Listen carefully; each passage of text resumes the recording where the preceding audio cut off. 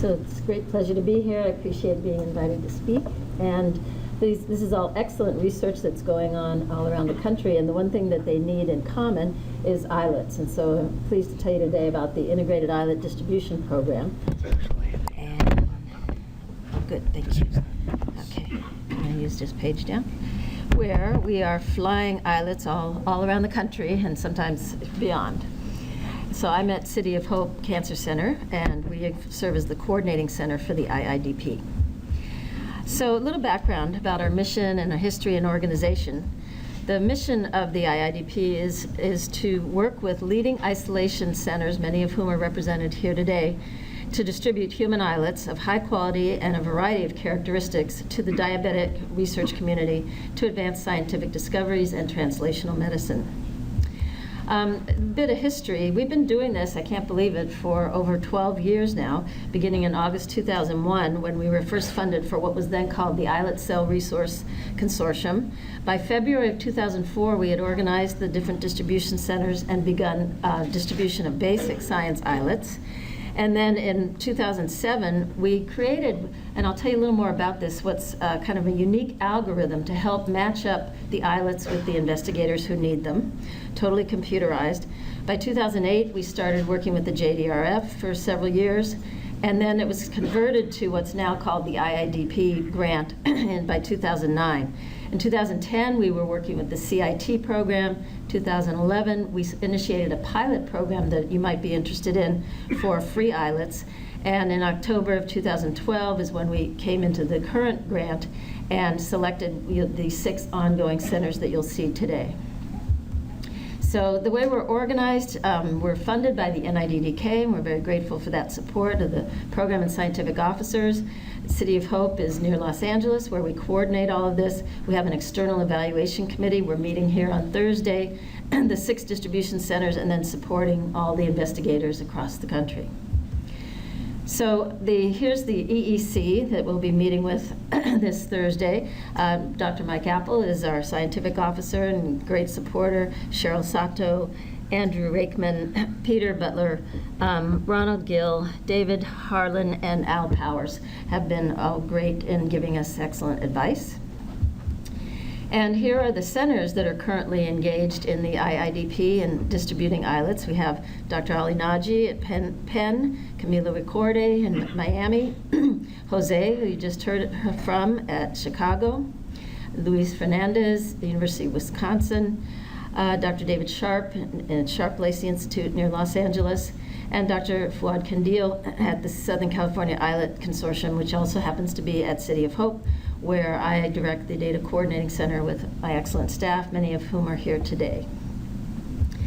The goals of the IIDP then are to coordinate distribution of islets from cadaveric donors for research studies, both academic, and we also have for-profit institutions and organizations that work with us, to utilize the computerized algorithm that I'll go over today to optimally match the islets produced by these highly specialized centers with the user's requests, and to therefore assist both investigators and the centers in advancing diabetic research. So how does the program work? I'll tell you about the algorithm, a standardized shipping protocol we've developed, the type of donor information you can get, and how we ensure quality control of these islets. So the algorithm we dubbed MADE, a matching algorithm for islet distribution. And the rationale for developing it stemmed from our early experiences. In 2005, we were trying to distribute these islets just by manually keeping a list and matching people up. And we had distributed about 6.6 million IEQs in 217 shipments from 8 centers at the time. There were 62 requesting approved scientists. The problem was only 28% of the IEQ demand was being met at that time. And that the demand is what I mean by those requested versus those received by the researchers. So we knew that we had to do something more innovative and more modern and computerized to do this, and to try to avoid these problems. Some investigators were actually receiving more islets than they requested, just by the luck of the draw and the way that the isolations fell in the list. Many received no islets and were frustrated, and those that were distributed were not very well matched to the requesters' requirements for their experiments. So here's the state of affairs back in 2005. This graph shows total IEQs by the different investigators. And in summary, there's 13 requesters who actually received more than they requested. The vertical bars are the range of islets they wanted. And then these down here, there's 16 investigators who received no islets. So this was what we were trying to correct. So we developed MAID, and here's how the process works. I don't have any screenshots, but this is all automated. It's a web-based system. And so we screen the islet requesters to determine when there's an offer, would this offer meet the minimum criterion of different requesters, and who's in the pool this time around. And then we rank those requesters that pass this screening to determine which ones should be offered the islets based on the best match for their quantity, viability, purity that they're requesting, and how long they've been waiting. And that's how we select the optimum combination of requesters and offer them the islets. If they're rejected or there's no response, then we move on to the next highest ranking investigator. And we've published a couple of articles, first about the algorithm itself, and then an effectiveness evaluation, and I'll show you a little bit of those results. So this schematic just goes through it. You have the IIDP, our group, and we enter the approved studies into the database, including their criteria for receiving islets. The isolation centers harvest the islets and enter their isolation data for any specific isolation, and then push the button and submit that for broadcast. And it goes out by pager, by email, by a little widget can pop up. So there's many ways to contact the waiting scientists. And then the system filters through the eligible studies via the MAID algorithm and prioritizes who should receive the first offers and get the first chance at these islets. And then it broadcasts the islet availability. And then when the PI is notified, they log into the system and they can review the offer. I'll show you the types of data they can look at and decide whether to accept it or reject it. And then at the same time, the center who put out the broadcast is monitoring the study's responses. After they learn more about the offer, if they make a final decision and accept it, then the center confirms the selected studies and ships the islets. So it's kind of a cool system that has really improved the ability to match up the recipients and the producers of islets. So here's the impact that we published in this article made on received to expected islet ratios. Over on the left is the ratio of what you received to expected in the past, and you can see there's great variability, and we're not doing too well on a lot of them. Oops, sorry. And on the right was the much tighter results after we had implemented the MAID system, and really could rarely overmatch people, but really target what they wanted. And then here's some of the shipping information. It might be a little small, but there's pre-shipping information about culture and the cryopreservation, shipping information about the purity, viability, the amount of islets that are available. You can also look at investigators who've already received islets or are going to receive them from this isolation, so you can collaborate. You can see what their results were, what findings did they have in their experiments. This is something we added fairly recently. And then there's also pancreas donor information that you can get, such as the cold ischemia time, et cetera, the HLA, serology, cause of death. And we also offer type 2 diabetic islets if people need these for their experiments, and you can get how long they've required insulin and how long they've had diabetes, oral medications they might be on, et cetera. The quality control data is represented here. We have preliminary and final sterility results, including the glucose stimulated index that was just mentioned as something that is fairly promising for potency studies. So the quality of the islets, are you going to get good islets from this program? We believe that you will. In the most recent time period, October last year through August of this year, we always have the recipients who receive these islets turn back in a form rating them as poor, fair, good, or excellent. And during the time frame shown there, 89% rated the islets as either excellent or good. And we also asked them whether they were able to use these islets for their experiments, and 95% responded positively. So they're being used, they're excellent to good quality, and it's a very good result that these centers are producing. Now, Another thing that can affect the quality is how you ship the islets. We have to send them around the country. So early on, we worked under the ICR with those investigators to determine and set forth a standardized shipping protocol that's in use today, mandated by all the centers to use it now. And so 2007 to 2008, 10 centers and ourselves conducted a formal experiment and adopted this shipping protocol as a result. And we actually published this, it just came out fairly recently, as standardized transportation of over 2,000 shipments that we looked at. So the idea is that we standardized everything you need to ship the islets, the gel packs, the packing materials, the cardboard box, the instructions, everything is totally standardized in this protocol. And the experiment we did, we had 48 shipments, 8 centers, ship 6 shipments each, send us islets using this very careful protocol that was still experimental. And we had temperature and pressure probes in the boxes, and we made sure that they went through at least one FedEx hub before they all arrived at City of Hope. And then we unpacked the boxes, we looked at the probes, and we measured how well we did in stabilizing the islets. And this is just one table from that publication that basically, if you look at the highlighted row, shows that, especially with 6 gel packs versus 2, we were really able to stabilize and control the temperature between 15 to 29 degrees Celsius, and that was statistically significant between those two ways of packing. So the paper is online now and available in print, and that is also available to get the protocol itself at our website. I'll show you that at the end here. So what's the current state of the program? What have we achieved so far? The approved studies and the distributions and the initiatives we have going to try to keep improving the processes.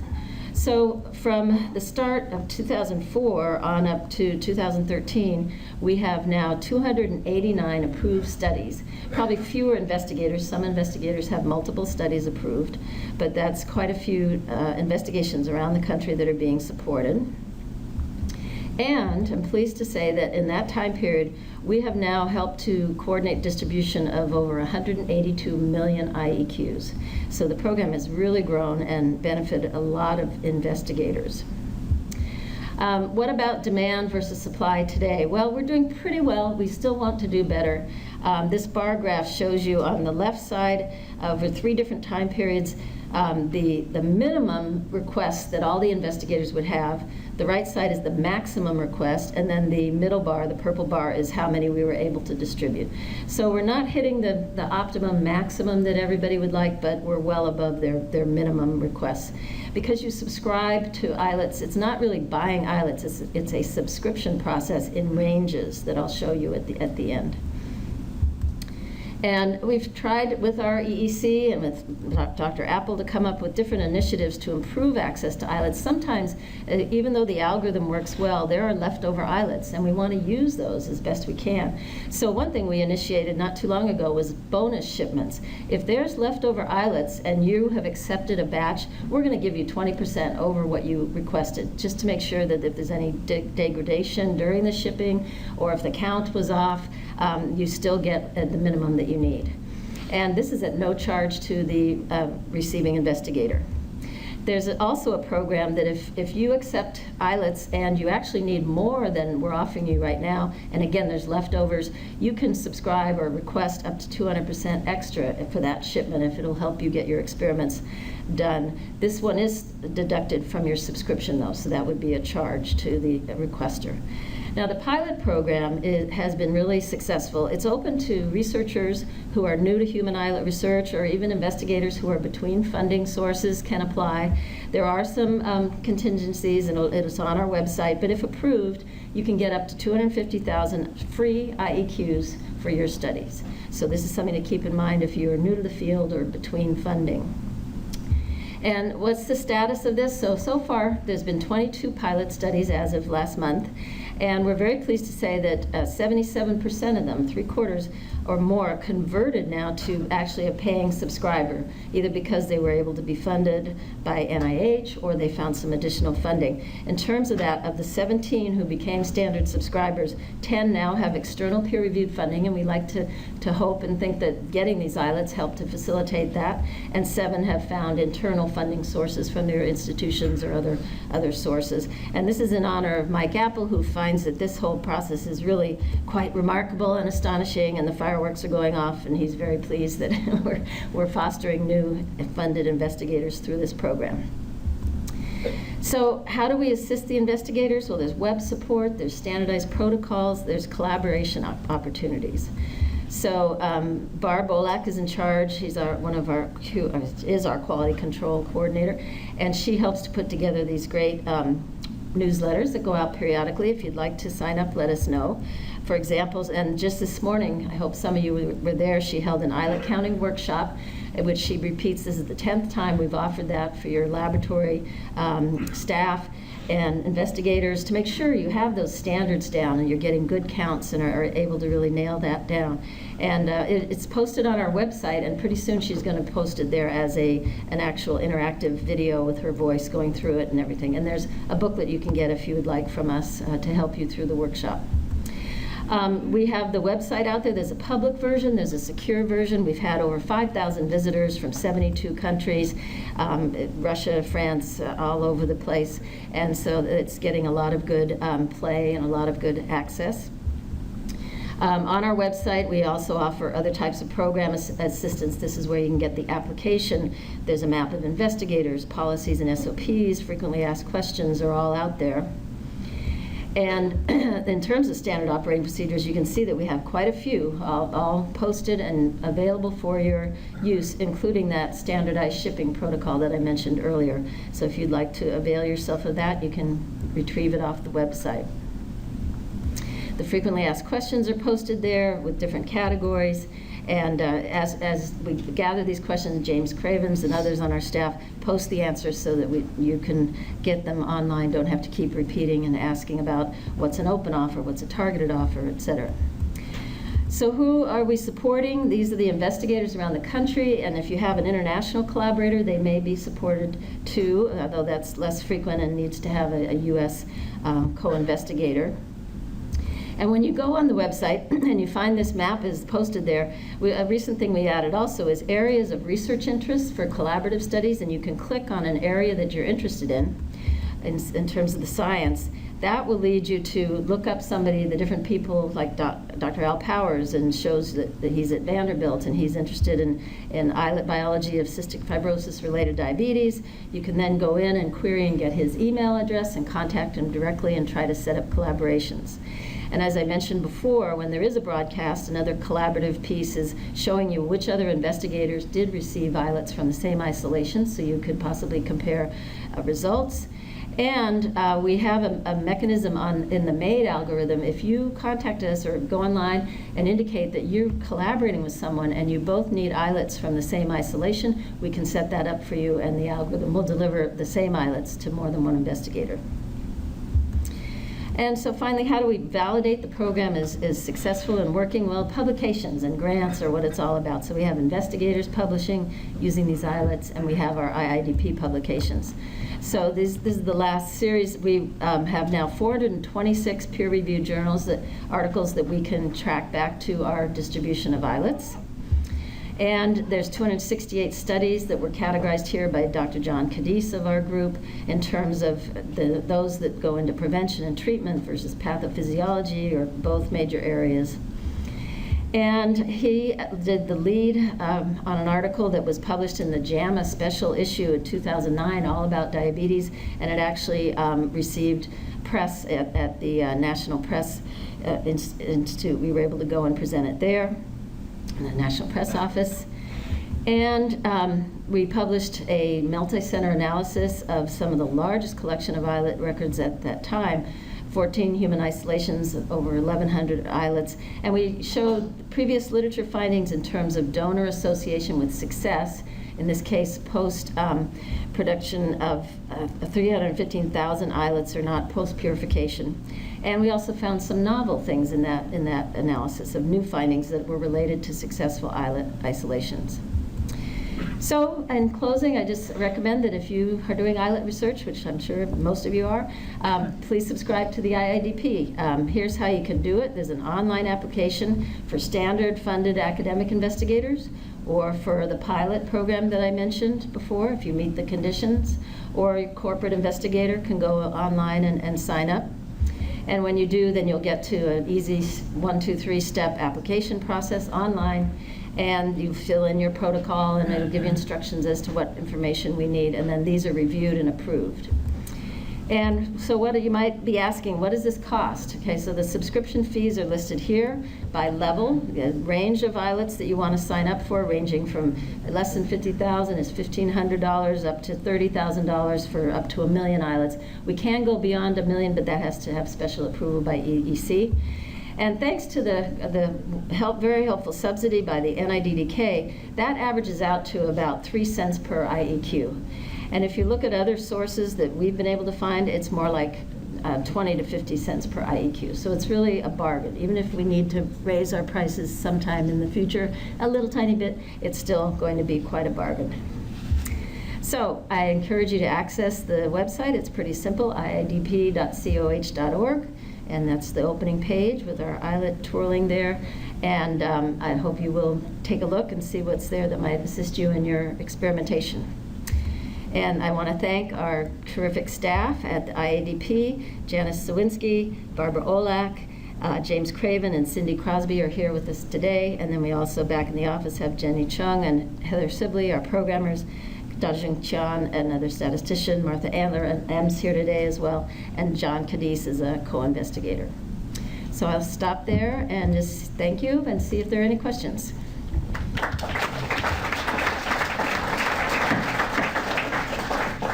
Joyce, thank you very much for having established a very well-structured program that provides really great service to a large group of investigators. Thank you very much. Thank you. Thank you. Who wants to start? Any Please. questions? I know I'm standing between you and the welcome reception, but yes. Thank you very much. That was great. The idea is here there's a lot of IELTS isolators. So what do they get out of when they distribute the IELTS? Do they give them for free? Do they get paid? Or how does that work? No, they do get paid. So the monies that we bring in plus the grant from the NIDDK goes towards paying the IELTS isolation centers a portion of what we bring in. So subsidized, James, help me out, subsidized 12 cents, yeah, so that's basically what they're going to get. And, you know, we know that that's kind of minimal and it doesn't cover all their operations, but at least it hopefully helps keep them going, keep them with some funding.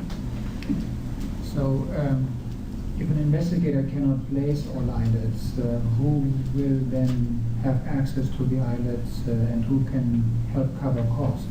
Right, so that's why we've tried to do as many programs to place as many centrally as we can. If we can't, today the situation is that then it's up to them to use them however they want. They may have drug companies they're working with, they may have co-investigators down the hall who need them. You know, hopefully they're still getting used somehow, but that's the current situation. If you don't place them centrally, then you do with them as you will based on your circumstances. It would be nice if we could figure out a way to get 100% placement, and we always are open to other suggestions for that. Yes? Please, Dr. Simjonovic from Australia. Yes, from Australia. Yes. That is our problem. We're a long way away, Yeah. and shipping IELTS to Australia is a bit of a problem. However, in those situations where you have excess IELTS, is there any chance that they could be fixed in formalin shipment overseas? It's quite possible. And we also have frozen IELTS. I forgot to mention that each center is able to freeze a portion of their IELTS, and those have been banked for years, so we have that as well. Barb, do you want to mention anything about the... We'll look at the application, and as far as, you know, if there's anything available, we like to check them. As for the frozen IELTS, those aren't cryopreserved IELTS, they're just flash frozen IELTS for people that just, you know, aren't looking for live IELTS at the end, which IELTS they can do. Biological hormone or biochemistry. So those aren't available. But again, you have to be a subscriber to get those IELTS as well. And it's the same cost per IELTS. They're counted as the same as the live IELTS. They do count toward your subscription, yes. Dr. Matsumoto, yes. Yeah, I almost the same question. Could you send to Japan as well? Well, we're meeting with our EEC on Thursday, so we'll talk about this as well, but I think we would have to have subscriptions in place. Joyce, Yes. could I ask if someone wanted to request pig islets, what would be the answer? Yeah, you may have seen on that website, we have one section that says pig islets. We've done surveys to look at the interest, and it wasn't an overwhelming number of investigators that responded at this time, but we're open to continuing to look at that. And there's information on the website about who you could personally contact for pig islets. Ali? I just wanted to echo Dr. Stern's acknowledgement that your leadership in the past 12 years has been remarkable. Thank And I you. think the point that I was going to emphasize, by investigators requesting type 2 diabetic, and now the preponderance of them really needing islets from infants, has really opened up a new way for us to learn how to do islet isolation of different pancreatic preparation or pancreatic pathologies. Right. And I think the need for beta cell consortium with respect to islet growth, we have now distributed islets from 7 or 11 donors, Wow. and those are really remarkable things. I think this is the first time we get some insight into islet isolation from. And we've added that criterion not too long ago as the age of the donor. You can specify if you're looking for infants or a certain age of the donor via the system as well, and we'll try to match you up with that. That's a very important point. Anything else? Getting back to the type 2 diabetic pancreas, do you have a list of investigators who could together commit to a full batch of islets from their pancreas? Because the investigator otherwise will take the risk and may not be able to play. So you could wait until you have really a group of investigators commit together to taking 200 or 300 or 400,000 islets. And once you have this, then you could ask a lab, or you could broadcast this to the islet isolation centers and say, look, we are ready now to provide a large number of. We have a critical mass. Yeah, that so it's time you to would isolate. turn it around pretty much. Yeah, that's a good idea. We're always looking for better ways to match, and so that would be a great idea too. We do have 1 or 2 centers who are quite willing and have often isolated from type 2 diabetics, and we could maybe feed that information to those centers. That's a good idea. Barb, yes? I just wanted to tell Bernard, we actually, right now at this point, we have more people that want type 2 islets than we can supply anymore right now. We have That's true. no leftover islets if we have a type 2 isolation. That's been going on for about the last year now. So I think all the centers pretty well know that if they take a type 2, and it's a documented type 2, and that's our big problem right now. Our big goal right now is trying to get as much documentation about that donor as a type 2 diabetic